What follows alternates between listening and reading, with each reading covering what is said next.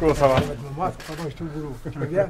Je suis venu discuter avec des responsables politiques avec lesquels on a une grande proximité historique.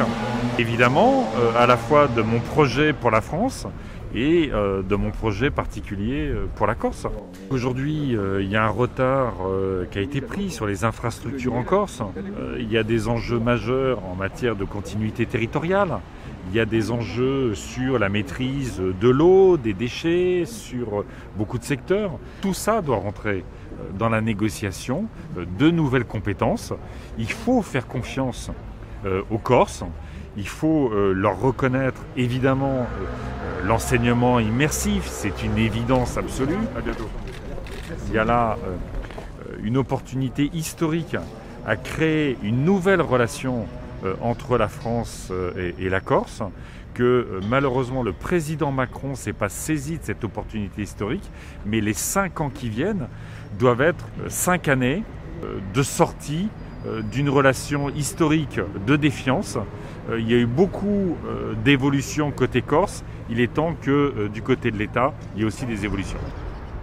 Je souhaite pousser toutes les logiques d'autonomie économique, d'autonomie énergétique, d'autonomie alimentaire. La Corse n'a pas vocation à simplement être une île où on importe à peu près tout ce dont on a besoin. Nous sommes régionalistes.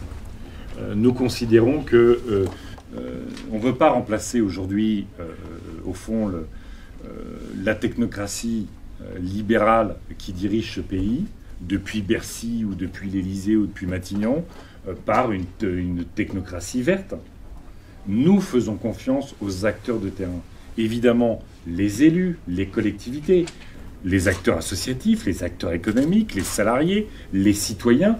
Donc il faut que l'État mette des moyens et des compétences à l'échelle des territoires pour qu'ils s'emparent de leur destin. L'objectif là, c'est de gagner l'Élysée.